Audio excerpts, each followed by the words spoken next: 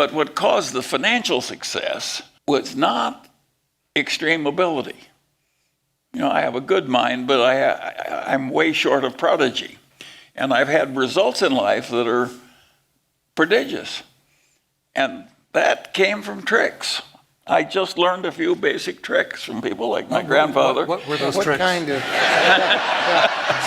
Now everybody's leaning in, wanting to know. Charlie Munger has often said that the vast majority of his financial success has come not from superior intelligence or insight, but from a framework of mental tricks and models that have helped him avoid just making bad mistakes.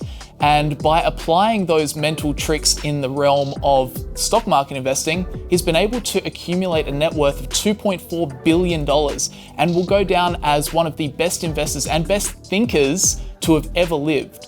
So in this video, I'm going to explain 5 mental tricks that Charlie described in his 2020 interview that have helped his decision making and his investing throughout his lifetime. And it starts with the very powerful trick of inverting the problems you have to solve. There are all kinds of tricks that I just got into by accident in life. One, I invert all the time. I was a weather forecaster when I was in the Air Corps. And how did I handle my new assignment? Being a weather forecaster in the Air Corps is a lot like being a doctor that reads x-rays. It's a pretty solitary. You're in the hangar in the middle of the night and drawing weather maps and you're clearing pilots, but you're not interfacing with a bunch of your fellow men very much. And so I figured out the minute I was actually making weather forecasts for real pilots, I said, how can I kill these pilots?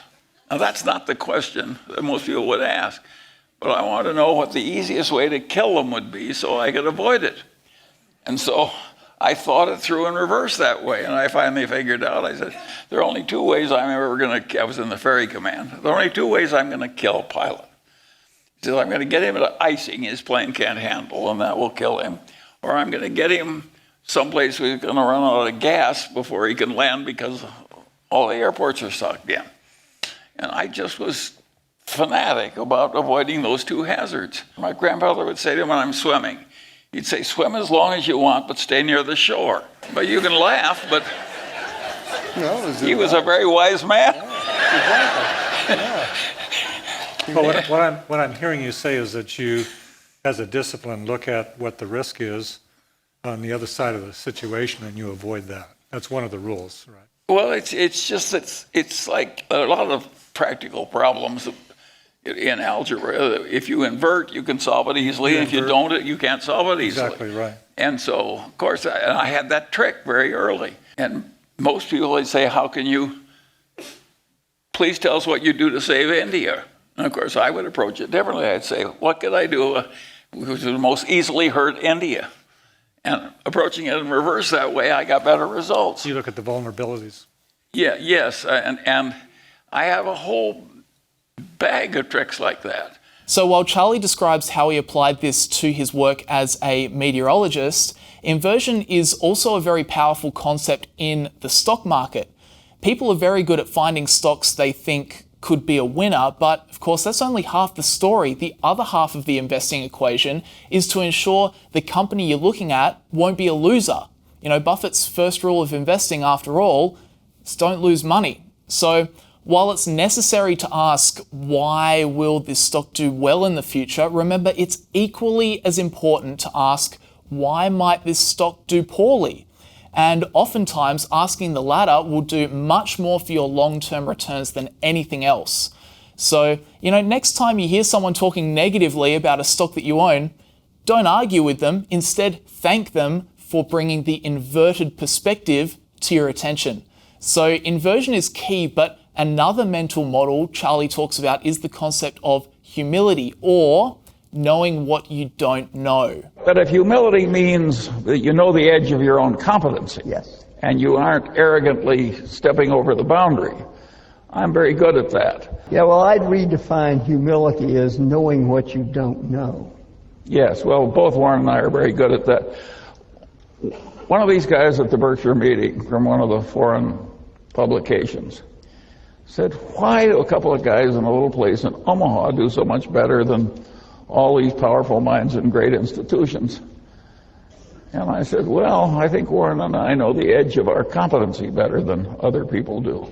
Warren frequently says, I'd rather deal with a guy with an IQ of 130 who thinks it's 125 than a guy with an IQ of 180 that thinks it's 200.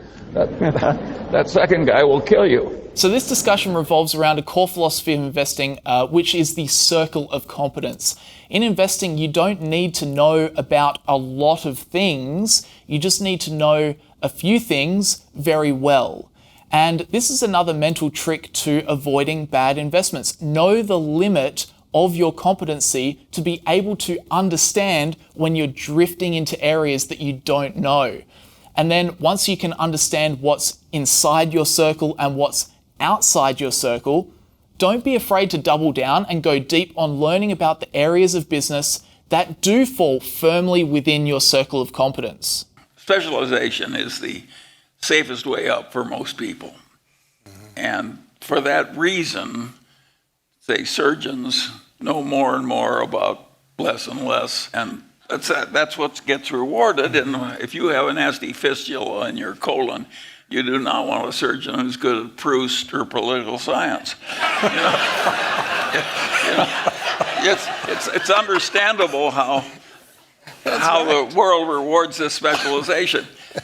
I never liked it, and I loved picking up new ideas, being a great, passionate reader. And so I decided I'd make whatever living I could make doing what I like to do, which is sort of romping over a whole field. I do not recommend it to other people because the safe way up is to know a hell of a lot about something. So while Charlie Munger doesn't himself like to specialize, he acknowledges that it's the smart thing to do. Now, here he was talking about specializing in, a certain career, but of course this applies to investing as well. Warren Buffett, he understands insurance very well. Ray Dalio understands macroeconomics very well. Charlie Munger understands China very well. Benjamin Graham understood distressed businesses very well. Jack Bogle understood long-term market patterns very well. All of these guys knew a lot about a little, not a little about a lot. For example, the people on CNBC are people that understand a little about a lot.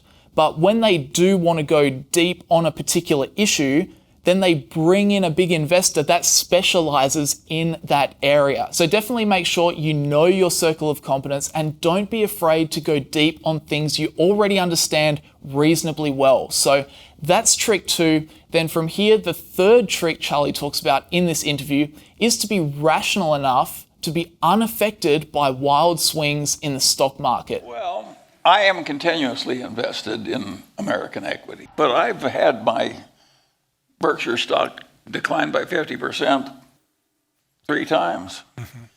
And it doesn't bother me that much. I regard that as just a natural consequence of adult life properly lived.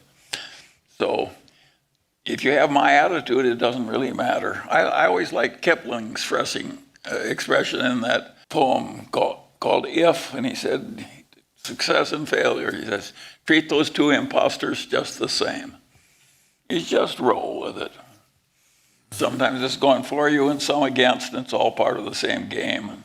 This might be one of the most powerful philosophies that Charlie has, the ability to stay focused on the long term and not have a knee-jerk reaction when the market starts swinging wildly. And this is something he's always been very passionate about. Let's rewind the clock to this old interview he did with the BBC. How worried are you by the declines in the share price of Berkshire Hathaway, the difficulties the company's in? No? This is the 3rd time that Warren and I have seen our holdings in Berkshire go down top tick to bottom tick by 50%.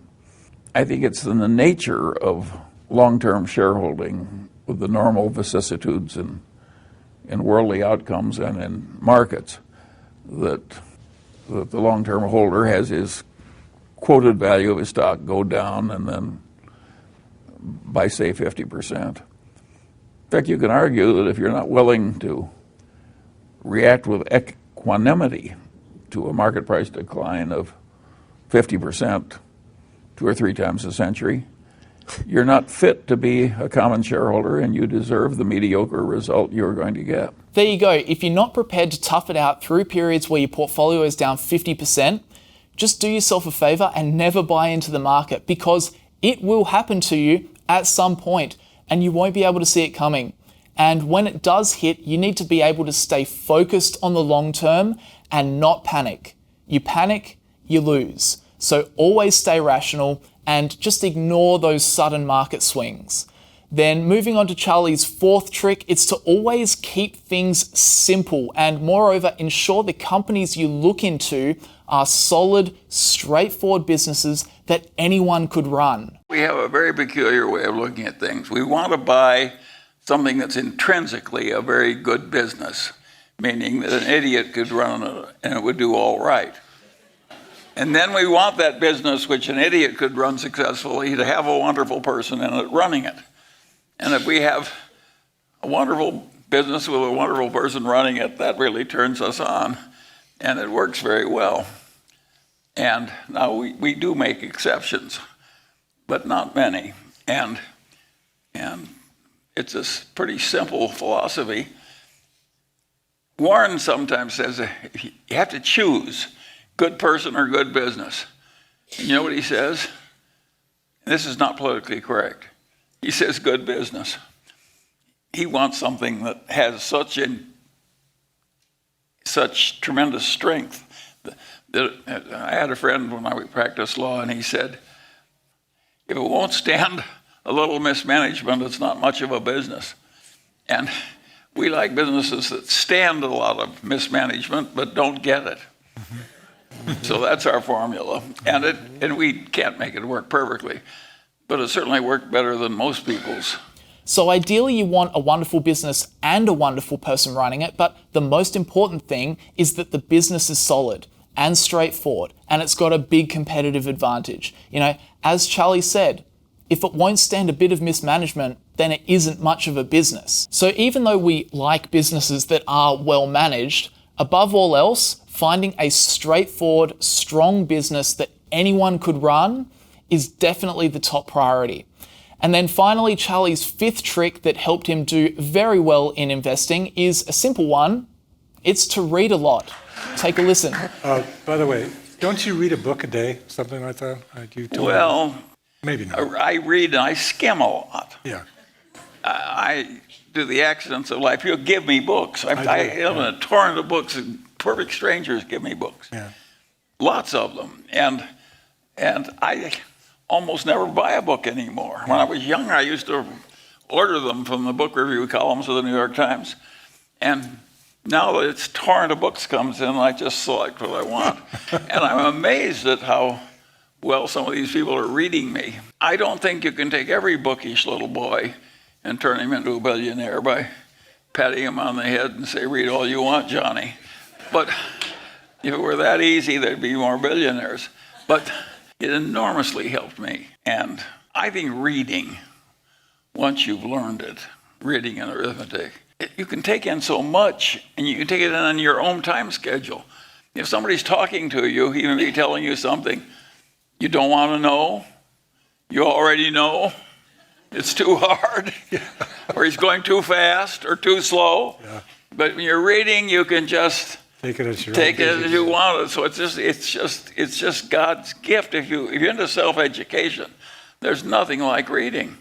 And of course, people who do a lot of it have an enormous advantage. So Charlie is a big fan of reading, as is Warren Buffett. But beyond the general tip of reading, I think self-education is really the trick that Charlie is getting at. You know, it's a shame, but most people finish their uni degree and they think that their learning is done. They'll just go out and work their job for the rest of their lives. You know, school's out, hooray, we've done it. But all of the most successful people in the world are the ones that make self-education and self-improvement a focus throughout their whole life, you know? And it doesn't necessarily have to be books. It could be courses or podcasts, audiobooks or interviews or whatever really. But if you do take the time to improve your own abilities and your own earning power, as Charlie says, that will serve you tremendously well in life. Having an innate interest in self-improvement. That's Charlie's last trick. And he practices what he preaches. He's 98 years old and he's still putting in the effort to read a lot and gain perspective. So overall, they are 5 of Charlie's mental tricks that helped him become not only one of the best investors in the world, but also one of the best minds, full stop. So anyway, guys, I hope you enjoyed the video. Make sure you leave a like on it if you did find it useful, or if you enjoyed it. Subscribe to the channel if you want to learn more about value investing. People like Charlie Munger and Warren Buffett, all those guys that preach the value investing, the rational value investing approach. Make sure you subscribed. If you're interested in more New Money content, you can check out New Money clips, links down in the description below. Thanks always to the Patreon producers for supporting the channel. But guys, that will just about do us for today. Thank you very much for watching, and I'll see you all in the next video. This video is brought to you by ShareSite. Sick of tracking your performance manually? Track capital gains, dividends, and currency fluctuations easily, and when it comes to tax time, have everything you need ready to go with just a click of a button. Try ShareSite for free, or use the referral link in the description to get 4 months free when you sign up to an annual plan.